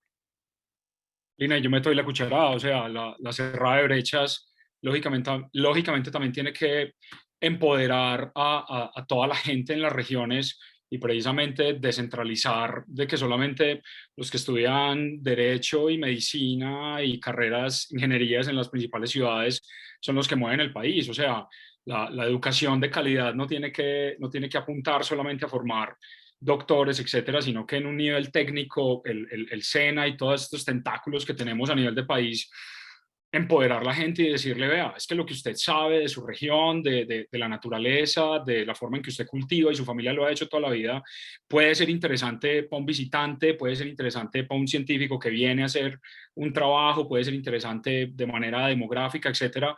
Entonces también eso, como decolonizar un poquito, que el conocimiento no es solamente el top y Sherpy lo paga, los top, etcétera, sino que todo el mundo puede empoderarse. Y por ahí Patricia Falk preguntaba en el chat de cómo hacer que esta gente regrese a su territorio, y es exactamente eso. Si uno sabe que lo que tiene detrás en su historia, en su hábitat, en su vereda, es valioso también para otras personas que hacen parte de la cadena del conocimiento desde una forma un poco más también comercial, por ejemplo, como en mi caso con el turismo, pues uno se va a enamorar de su zona y la va a querer contar, la va a querer mostrar, la va a querer exponer, va a estar orgulloso de eso, es de colonizar un poquito y cerrar esas brechas también, empoderando a la gente.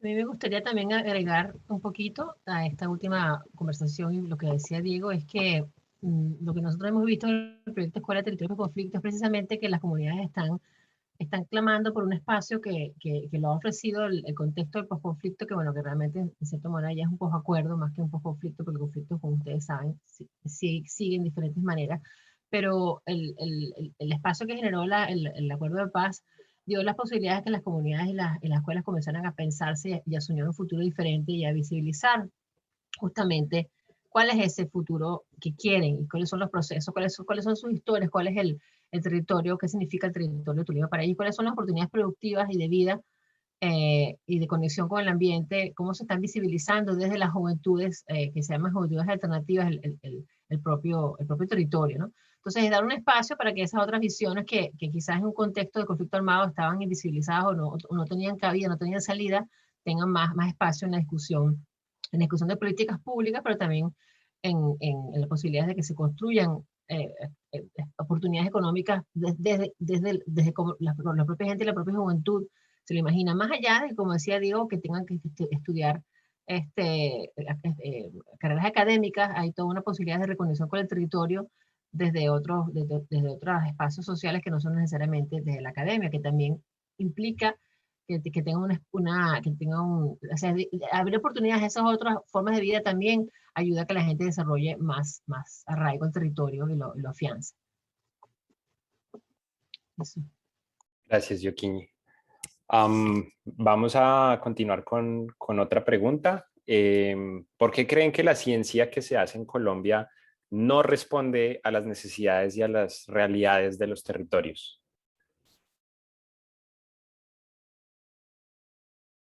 ¿Quién quiere arrancar?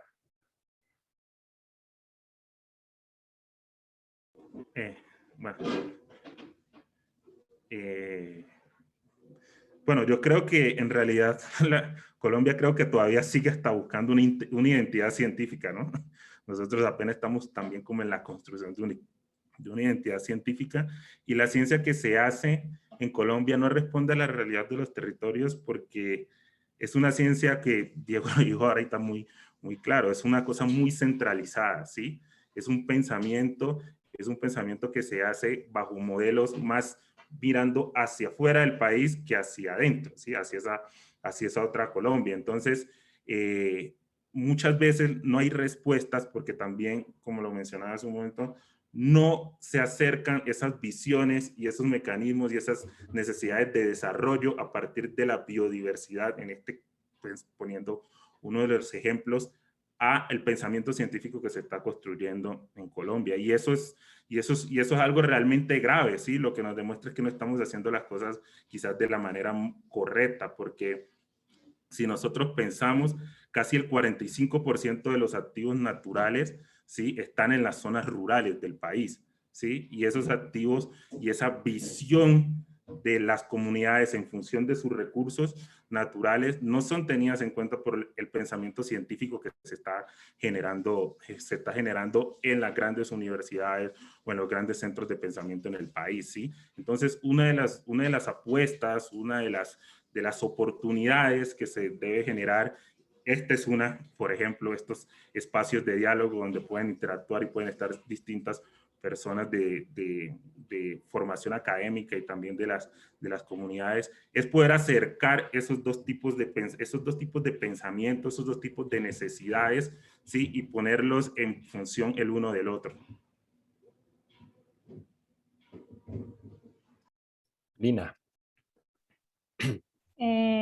Coincido mucho con lo que acaba de decir Pablo. O sea, por un lado siento que los modelos y los incentivos y la manera en cómo está estructurada la ciencia en el país es simplemente una copia de modelos o que busca todo el tiempo estar pareciéndose a modelos que vienen de otros lugares, y eso hace que los discursos y los incentivos en los cuales se mueve el trabajo científico respondan a esos modelos y no a las necesidades locales.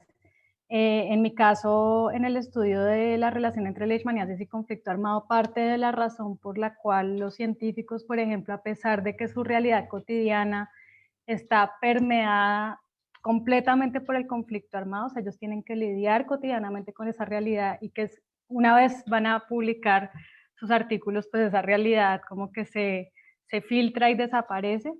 Pues parte de eso sucede porque la leishmaniasis es una enfermedad categorizada como enfermedad desatendida o neglected tropical disease, y bajo esos discursos y ese modelo de pensar, el problema está definido como un problema biomédico que requiere una solución farmacéutica. Entonces, bajo ese esquema, lo que los científicos se preocupan es por buscar soluciones farmacológicas al tema y no entender cómo se desarrolla el problema en Colombia, por ejemplo.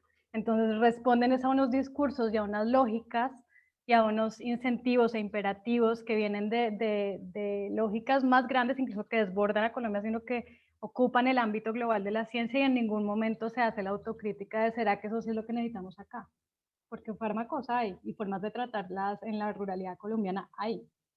El problema es que eso no, entonces esa no se vuelve la pregunta, ¿no? La pregunta se vuelve otra: ¿cómo nos inventamos nuevas cosas? ¿Cómo nos enfocamos en la farmacodinámica, en la farmacocinética, y cómo nos reducimos cada vez más a los modelos de la biología molecular y a entender la inmunología, y qué tan buen modelo es la leishmaniasis de no sé qué entendimiento inmunológico y sistema inmunológico? Pero realmente la realidad de las personas que tienen la leishmaniasis está súper alejada de las preguntas que se están haciendo los científicos. Y por otro lado, tocando un poco el tema de la biodiversidad, y bueno, y de cualquier, incluso cualquier investigación que se hace desde la ciencia, pues el problema de que no respondan a los problemas de los territorios, o sea, el hecho de que la ciencia no responda a los problemas de los territorios, es porque esa ciencia no se está haciendo con las comunidades. Para nada, las preguntas no surgen con las comunidades, las preguntas surgen de otros lados, ¿no? De leer artículos científicos, y entonces uno va y llega con su pregunta. Y uno les dice, no, cuando se tiene que relacionar con las comunidades, llega, va con su pregunta y con su método, y si acaso les cuenta más o menos qué va a hacer, y les dice, sí, en el mejor de los casos estos fueron mis resultados, pero las preguntas no surgen de ahí.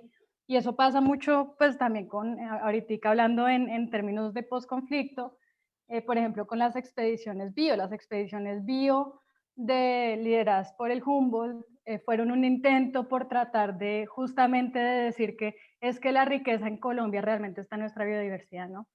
Pero esa riqueza, ¿cómo se entiende y cómo se tramita, digamos, esa riqueza que tenemos? Se piensa mucho desde las lógicas de la bioprospección, y la bioprospección es súper problemática, empezando porque desconoce nuevamente a las comunidades. Entonces empezaron a generar choques, por ejemplo, en el Putumayo de una a los indígenas, no sé si demandaron, pero se quejaron por lo menos y dijeron, es que a nosotros nadie nos ha consultado.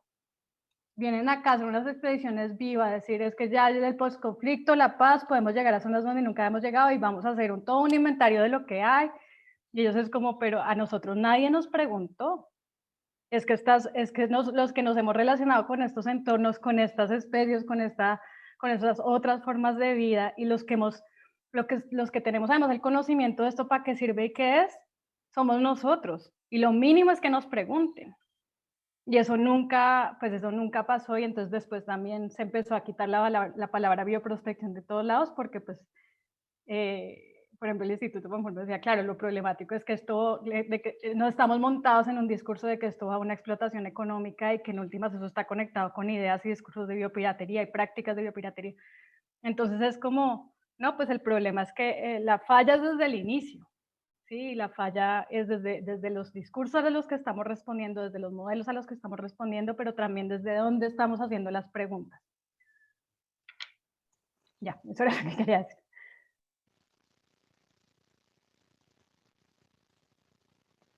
¿Será que puedo agregar alguna cosita más? También Claro, lo Joaquín. que decía Lina. Sí, es que hay todo me parecía muy importante el planteamiento de Lina de quién está formulando las preguntas y desde dónde las estamos formulando, ¿no? Nosotros nos pasó algo muy importante en el proyecto Escuela de Territorio y Conflicto, que es que nosotros estamos también iniciando nuestro proyecto de investigación con otras preguntas que nos formulamos nosotros desde las academias, y las comunidades nos interpelaron. Nos estamos preguntando en un inicio mucho sobre cómo el conflicto afectó y transformó el espacio escolar y cómo el conflicto ha afectado a las comunidades, y desde allí queremos pensar la construcción de paz. En las comunidades, primero nos dijeron que las organizaciones con las que trabajamos, pero nos dijeron que no había un ambiente de tranquilidad suficiente para investigar sobre eso, porque exponía a las comunidades y a las organizaciones mucho a hablar del tema del impacto del conflicto armado todavía, incluso en el contexto del posacuerdo. Lo que más le interesaba a las comunidades no era investigar la violencia de la guerra, les importaba investigar más bien cómo desde el conflicto armado, en ese contexto de violencia y a pesar del conflicto armado, las comunidades han ido generando procesos de construcción de paz. Es decir, nos interpelaron a reformular nuestra pregunta de investigación y no hablar tanto de la violencia de la guerra, sino de la paz como escenario de investigación. Y fue desde allí que empezamos a más bien a recentrar nuestra investigación, a investigar con las organizaciones más bien cómo construyen paz en el medio de la guerra. Y eso abrió unas oportunidades gigantescas para poder pensar la paz de una manera, digamos, la paz en lo que se llama en la teoría de conflictos, de construcción de paz, pasar de la violentología a la paz, como escenario de investigación. Entonces sí creo que es muy importante dar un espacio a la construcción de preguntas de investigación con las comunidades para ver cómo desde allí se repiensa no solamente la paz, sino la resignificación de los territorios y volver a reconectarse con esos espacios a futuro. Ok, gracias. Pues considerando que ya nos quedan más o menos 10 minutos, un poco menos, pues les vamos a plantear como una última pregunta, lastimosamente, como enmarcada dentro del marco pues, del paro nacional. Eventualmente, si queremos y podemos, pues nos podemos quedar después, pero para la gente que esté viendo el evento con traducción, tengan en cuenta que en 10 minutos se acaba la traducción y el evento ya quedaría, digamos, exclusivamente en español. Entonces, pues ya para cerrar, y me gustaría pues arrancar con Diego, ¿qué acciones puede tomar la academia frente a las demandas que hace la movilización dentro del paro nacional? Bueno, yo creo que sin duda alguna una de los síntomas del paro nacional, uno de los síntomas que el paro nacional expresa es la desconexión que hay entre una cantidad de situaciones reales, no solamente de la Colombia profunda, veredal, rural, etcétera, sino también en las ciudades, con las políticas de Colombia y pues con los payasos, digamos, de turno que hemos tenido últimamente. Y en el ámbito de las ciencias, Claramente, como el par de preguntas anteriores, todos lo decían y yo estoy absolutamente de acuerdo, tenemos una puesta en un plano, digamos, de segunda mano, de tercera mano, de todo lo que son las ciencias, y hay una desconexión de la centralidad del país con las regiones, y no solamente, de nuevo, con las regiones profundas, sino pues, incluso con las subregiones más principales. Entonces, hasta el momento en que, por ejemplo, para una familia bogotana o de Medellín o de Cali, que su hijo, que su sobrino, que su nieto estudie biología, por ejemplo, o decida tener una carrera afín a las ciencias naturales, a la agronomía, etcétera, sea una decisión un poco menos loable y un poco menos inteligente desde el punto de vista de ser alguien en la vida o hacer dinero, etcétera, que ser otra profesión, hacer otra profesión en Colombia. Yo creo que hasta ese momento no vamos a poder cambiar una cantidad de realidades que están simplemente basadas ahí y con una cantidad de huecos en la forma en que percibimos el país, ¿cierto? Nos encanta el discurso de que somos el país de las aves y el país de las orquídeas y la biodiversidad y que lo podemos mostrar y vender, pero realmente no lo conocemos y no vamos más allá pues del parque de la esquina y de la gente ir más bien a pasear a otros países que en Colombia. Entonces yo creo que lo que el paro nacional está mostrando es esa desconexión tan bárbara. Estamos viendo cosas que el campo colombiano, o sea, estamos viendo paramilitarismo en las calles de Colombia y nos estamos rasgando las vestiduras porque cómo está esta gente armada o la policía disparando. Señoras y señores, bienvenidos a Colombia. Eso ha estado pasando hace millones de años en el campo colombiano y todo el mundo lo ha estado viendo. Entonces yo creo que el paro nacional, tal vez fuera de una cantidad de cosas específicas que hay que solucionar y que hay que tramitar, el paro nacional tal vez le estás abriendo los ojos a una cantidad de gente en que hay eso, lo que dice Pablo, la Colombia profunda, la Colombia rural, la Colombia con menos privilegios y menos derechos, y que no todos hemos sido iguales cuando todos somos lo mismo. Yo creo que es eso, es una sacudida brava, y que la verdad no tengo gran idea ni muchas ideas de cómo solucionar mil cosas, pero que le está abriendo, que está incomodando a mucha gente y le está abriendo los ojos. Me parece que eso es clave, le está pintando la realidad colombiana a la gente un poco más cercana. Ok, perdón, yo meto la cucharada otra vez. Me confirman que tenemos más o menos 20 minutos más de traducción. Entonces, si de pronto los panelistas se pudieran quedar unos 10, 20 minutos más. Perfecto, listo. Entonces, quien quiera tomar la palabra para responder la pregunta.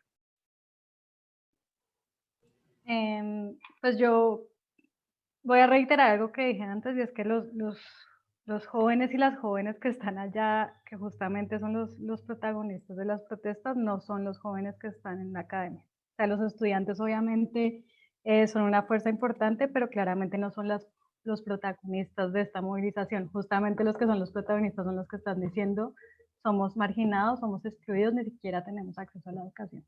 Entonces creo que la academia tiene ahí una pregunta crucial, y es ¿por qué no hemos llegado?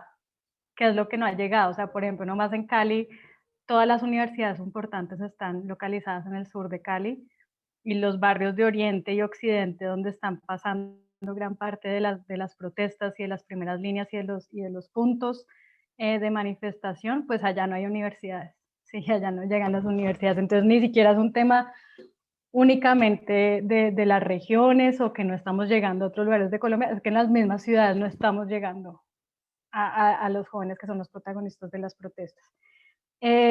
Por otro lado, pues lo que ya dijimos un poco, que es hacerse preguntas relevantes y abordarlas de forma relevante. Nuevamente volviendo a la leishmaniasis, una de las cosas de las que yo he escrito y me di cuenta, y porque hice gran parte de mi etnografía con soldados del ejército colombiano, es que muchos, o sea, la gran parte de personas que se ven afectadas por la leishmaniasis en el país son soldados, y esto significa que son las personas que pasan por tratamientos de leishmaniasis. El tratamiento de leishmaniasis estándar es un tratamiento supremamente tóxico, y a los soldados los tratan una vez, los devuelven a la selva, les vuelven a dar leishmaniasis y otra vez y otra vez y otra vez, hasta 6 veces.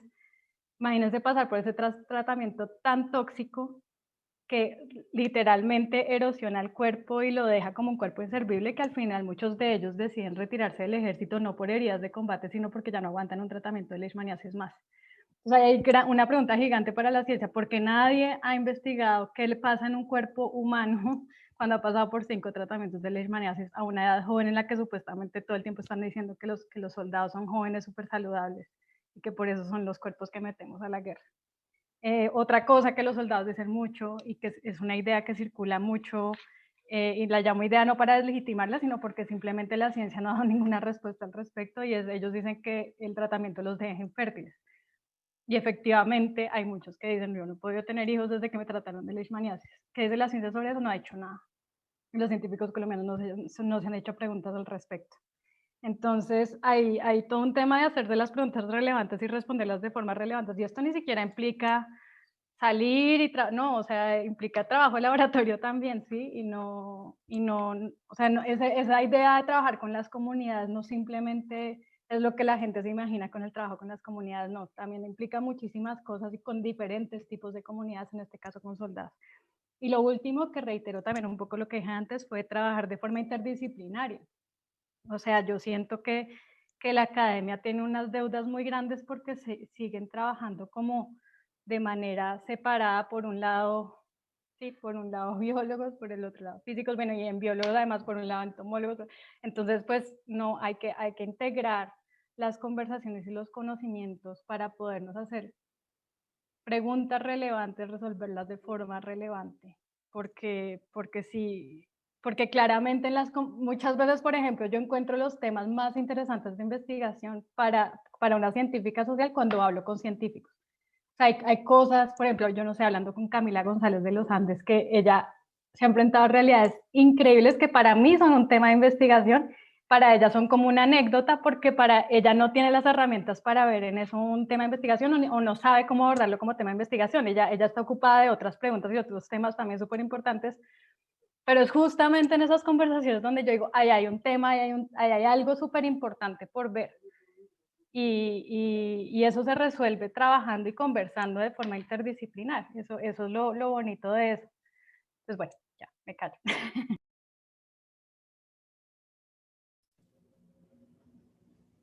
Pablo.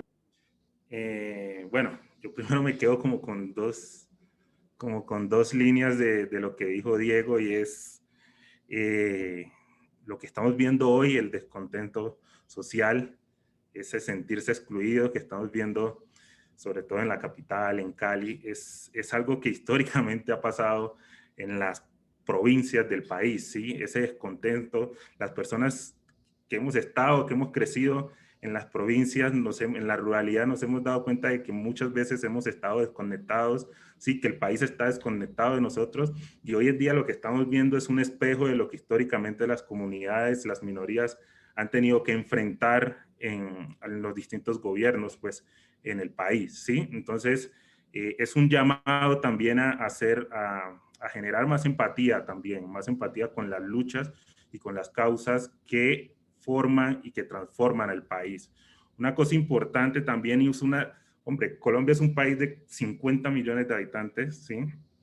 Donde hay altos niveles de todavía analfabetismo, de formación escolar en mucha parte de la población. Las personas que hemos tenido la capacidad de recibir una formación alta, tenemos una responsabilidad grande con el país en realidad, ¿sí? Y yo quiero que más es un llamado a los académicos y a los científicos a ser un poco más comprometidos con la situación del país, ¿sí? A movernos un poco y a moverse un poco también desde sus escritorios, desde la comodidad de sus computadores, de sus batas en el laboratorio, involucrarse un poco más, que la formación alta que hemos recibido también sea el aliciente para poder discutir y generar más y más diversidad de políticas públicas en pro de las comunidades, ¿sí? En pro de la inclusión también de la ciencia en los distintos ámbitos de la vida nacional, ¿sí? Entonces, es un llamado también a sentir más empatía y a tomar más responsabilidad en función de las condiciones que nosotros hemos recibido a lo largo de los años.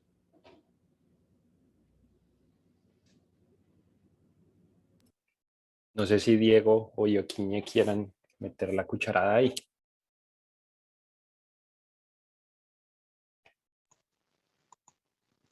Yo quisiera, o sea, abrir un poco la perspectiva más a nivel regional. O sea, yo creo que Colombia no está sola. Yo creo que estamos en un momento de una coyuntura histórica sumamente fuerte para toda, a nivel mundial y para el mundo en general. Y lo que está pasando en Colombia se ha estado dando en diferentes países de la región de una manera sistemática en los últimos años. El COVID ha expuesto, si algo ha expuesto, es justamente la gran exclusión que hay de gran parte de los sectores sociales de nuestra sociedad latinoamericana. Entonces, todo esto apunta a que debemos realmente asumir con seriedad la necesidad de realmente pensar los modelos de desarrollo que tenemos en la región de una manera seria. Colombia tiene, como ustedes muy bien saben, pues una situación de un conflicto armado de décadas, el más largo quizás del mundo, donde la raíz de ese conflicto ha sido justamente una búsqueda de una sociedad más equitativa. Pero más allá de un problema de exclusión, creo que hay que abrir los horizontes más al modelo de desarrollo, a la visión de futuro, al tipo de sociedad que como humanidad queremos y tenemos que repensarnos mucho como seres humanos hacia dónde vamos. Y creo que, bueno, que Colombia no solamente que no se sienta sola porque hay mucha solidaridad a nivel regional, lo que está pasando ahí, sino que no está sola porque es un proceso histórico regional que se está dando de confrontar realmente a nuestros gobiernos en generar políticas que realmente respondan no solamente a una mayor equidad, sino a una mayor sustentabilidad socioambiental para todos. Entonces hay que pensarnos más allá de lo que está pasando en Colombia y verlo más como un proceso regional y global. Creo que es importante no perder esa perspectiva para, para abrir la conversación a otros espacios también.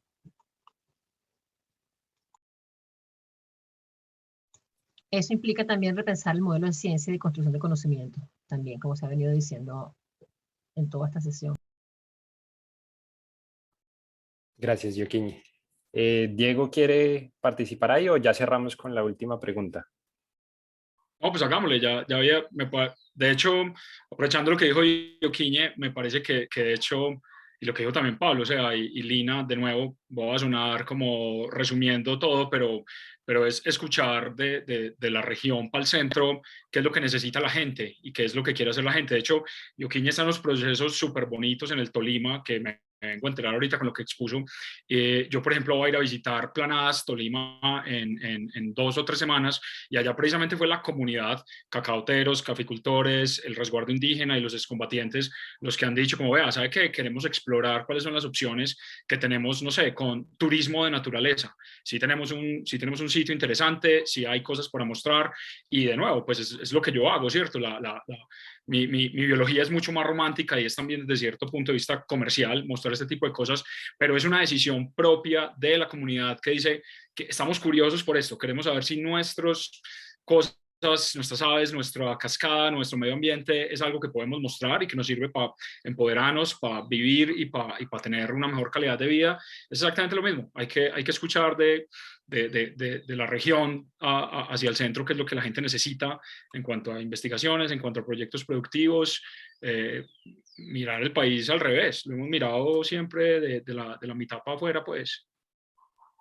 Yo qué pena meto la cucharada y también quería decir algo sobre el sur del Tolima, y es en Chaparral justamente fue donde se dio el brote epidemiológico de leishmaniasis más importante que se ha registrado en Colombia a mediados de los 2000.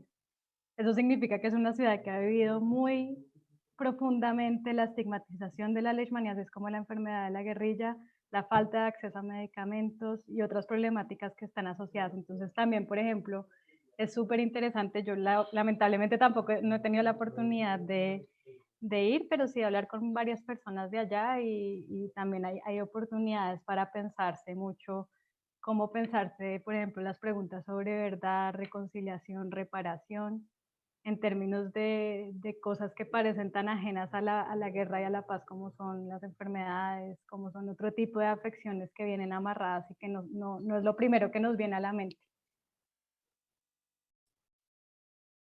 Gracias, Lina. Y bueno, yo creo que ya para cerrar en los últimos 10 minutos, nosotros quisiéramos preguntarles, digamos, más allá del conflicto armado. O sea, yo creo que el conflicto en Colombia tiene muchas dimensiones y muchas formas de entenderlo. ¿Cómo creen ustedes que el conflicto en Colombia ha afectado a la ciencia y a ustedes particularmente, digamos, en sus casos personales? ¿Cómo los ha afectado como científicos?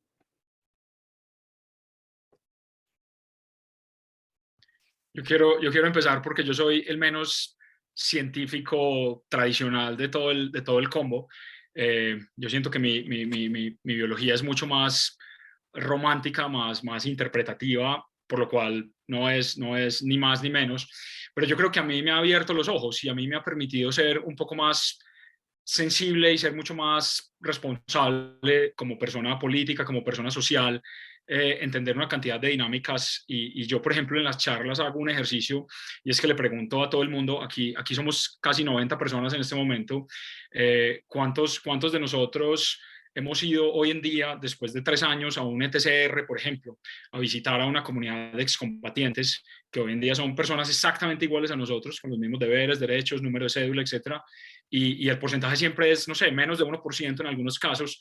De estas 100 personas que vemos aquí, puede que ni siquiera 10 hayamos ido, no sé, a visitar Fragmentos, el Contramonumento, que es este espacio de memoria que hay en Bogotá, y comparémoslo con cuántos de nosotros hemos estado de paseíto en Bogotá en los últimos 2 años, o haciendo ahí turismo, yendo a la Candelaria, lo que sea. Entonces yo creo que a mí me ha permitido asumir tal vez un papel pues que de nuevo viene muy orgánico y es como una piquiña ahí interna, como por poder hacer un poquito más, pero a mí me ha permitido por lo menos ser una persona más sensible, escuchar otras realidades y ponerme en los zapatos, en las botas del otro y entender que todos somos absolutamente lo mismo. Yo creo que ese ha sido tal vez de las formas en que a mí me ha cambiado un poquito el tumbao y el caminado en cuanto a mi forma de hacer ciencia, de hacer biología.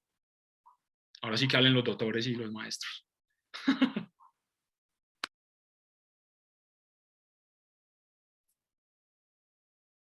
No sé, ¿Pablo quiere lanzarse? Bueno, pues a título personal, pues a mí el conflicto, yo viví el conflicto desde muy temprano, ¿sí? Pues perdí papás por el conflicto, he perdido amigos en todo este proceso, ¿sí? De la lucha en la ruralidad, de la lucha en la ruralidad en Colombia. Pero este mismo conflicto también me ha permitido estar siempre mucho más cerca de las necesidades y de las dificultades que se viven en las regiones, ¿sí? Que se vive allá en la ruralidad, de que se vive en donde la ausencia del Estado, la ausencia del gobierno ha convertido a muchos de los grupos al margen de la ley en la autoridad, ¿sí? Y que esa autoridad se ha visto expresada de distintas maneras. Son algo que yo digo que son verdades incómodas que nosotros debemos asumir como Colombia, y es que en términos de biodiversidad, muchas personas piensan, y inclusive a veces hasta pensamos, que gran parte de la presencia de estos grupos al margen de la ley en ciertas zonas ha conservado mucho el patrimonio natural de muchos lugares, ¿sí? Porque no ha permitido de que muchos agentes externos que generan estas economías extractivistas de los recursos naturales lleguen y se apropien de esos recursos, como pasa en muchos lados. Pero también ese mismo conflicto ha generado mucha violencia y mucha migración de personas de los territorios hacia otros lados, ha generado pobreza. Entonces, en términos de investigación, en términos de vida, el conflicto histórico en Colombia ha generado distintas aristas, ¿sí? Todo depende de lo que tú hayas vivido, de cómo lo hayas afrontado, también de la manera en cómo tú asumas el conflicto, ¿sí? Y cómo estés dispuesto también a dar respuesta, porque una de las cosas importantes es que muchas de las personas y muchas de las sociedades están cansadas del conflicto, ya están cansados de la violencia. Una muestra de esto fue lo que pasó en el plebiscito hace algunos años, que los pueblos, los lugares que más vivieron el conflicto, que más muertos pusieron en la historia del conflicto armado en Colombia, fueron los que estuvieron a favor del plebiscito, ¿no? Entonces, esas son de las cosas que invitan a pensar a las sociedades y a los investigadores en la manera en cómo se deben afrontar todas estas dinámicas de investigación, estas dinámicas de vida, una vez se vaya a territorio, una vez se vaya a las zonas en donde históricamente el conflicto ha golpeado y de manera muy, muy, muy fuerte.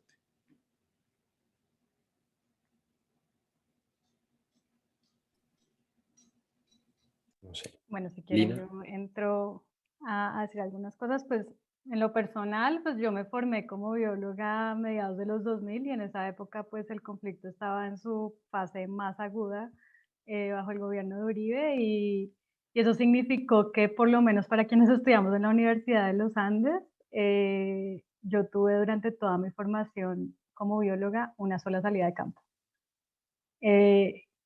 Organizada por la universidad, por lo menos. O sea, hacíamos otras organizadas por nosotros, pero organizada por la universidad en el marco del currículo, una sola salida de campo. Y eso obviamente ya de por sí genera unas desconexiones terribles.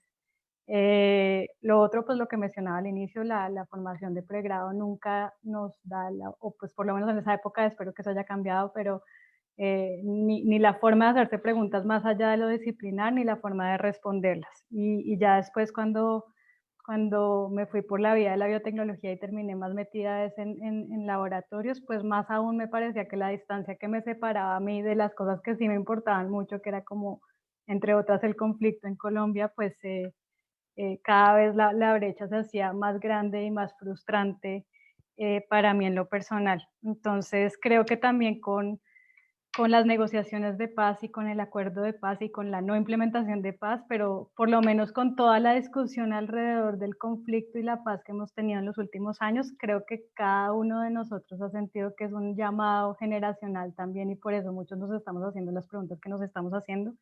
Por eso también este evento, porque sentimos que no podemos ser ajenos a esa realidad que de verdad nos preocupa en lo más profundo del ser. Y ya en mi trabajo, pues para mí, o sea, el entendimiento de la leishmaniasis y el conflicto armado es un caso maravilloso para entender justamente que, por ejemplo, una enfermedad como la leishmaniasis no se puede entender sin tener en cuenta el conflicto. O sea, realmente si uno no entiende la leishmaniasis mirando el conflicto de cerca, está generando una imagen tergiversada de lo que es el problema de la enfermedad en Colombia. Y además también muy tergiversado, que era un poco lo que quería decir de cómo se hace ciencia. Los científicos que trabajan en investigar la leishmaniasis se han visto cotidianamente afectados por la realidad del conflicto armado. Ellos han tenido muchas veces que negociar condiciones de trabajo con actores armados, bueno, una serie de cosas y de peligros que no pasaría bajo otras condiciones, o también, por ejemplo, no sé, desarrollando estudios clínicos con soldados y uno cada 8 días montándose en un helicóptero del ejército para hacerle seguimiento a unos pacientes. O sea, eso solo pasa acá. Y eso es impresionante y eso es muy importante que lo discutamos y lo mostremos. Y lo otro que también creo es como para entender qué ciencia es relevante y qué ciencia se necesita en un momento, digamos, de paz, posconflicto o posacuerdo más bien, pues es importante preguntarnos por qué ciencia se hizo en tiempos de guerra o qué ciencia se hace afectada e influenciada por el conflicto y realmente qué vueltas y qué cambios y transformaciones al quehacer científico hay que hacer para que esa ciencia realmente aporte a la paz. Con las negociaciones de paz, la paz se volvió un término que era todo, ¿no?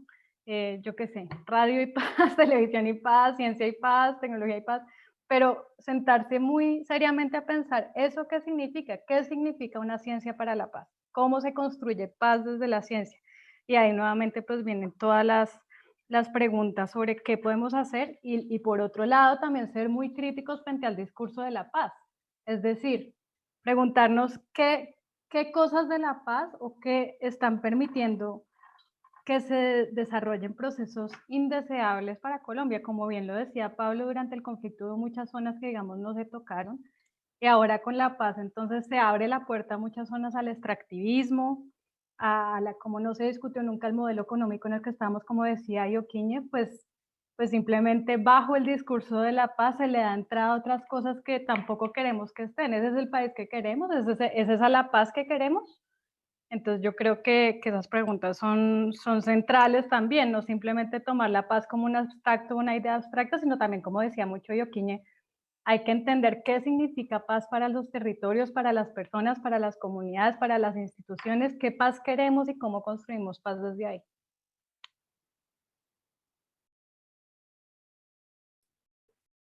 Gracias, Lina. Y Okiñe, para cerrar. No, o sea, yo creo que hay o sea, una cosa que yo puedo quizás ver más como no colombiana, como venezolana, que estoy muy cercana a Colombia, pero que no he vivido como ustedes de las entrañas el conflicto armado, es que ustedes han hecho, todos los participantes y todos han hecho mucho énfasis en la historia de la violencia de Colombia, ¿no? Pero hay mi experiencia de trabajo en el sur de Tolima es que hay una experiencia ya existente de décadas de construcción de paz desde las bases que están invisibilizadas. Entonces creo que eso, o sea, Colombia para mí es un país fascinante, porque es un país de tantos contrastes, pero es tan creativo, hay tanta fuerza, pero hay muchas cosas que hasta los propios colombianos no autorreconocen o no valorizan como que están allí, o hay un discurso, hay una narrativa muy fuertemente arraigada de eso, de la historia de la violencia de Colombia, pero no se reconoce la gran trayectoria que hay, silenciosa, de construcción de paz y muchos procesos muy interesantes en diferentes regiones que posiblemente desde la institucional del Estado no se les ha dado tampoco un espacio suficientemente fuerte en este proceso de posacuerdo. Entonces yo creo que desde allí también hay que un poco a futuro abrir la conversación y darle más espacio a esa otra parte de Colombia que está muy presente y está allí, pero quizás no es tan... Nosotros estamos trabajando mucho en esta idea de una contranarrativa de construcción de paz en Colombia, que trascienda la violencia y focalice más en no solamente el concepto de paz, sino desde dónde se vienen haciendo el proceso de construcción de paz diferentes, muy variados. Como decía yo, desde las redes de mujeres que han tenido un protagonismo muy importante en Colombia, desde las juventudes alternativas que están repensando el modelo de desarrollo, desde los productores de diferentes tipos que están tratando de generar alternativas económicas diferentes a esas actividades extractivas que están siendo impulsadas del Estado, ¿no?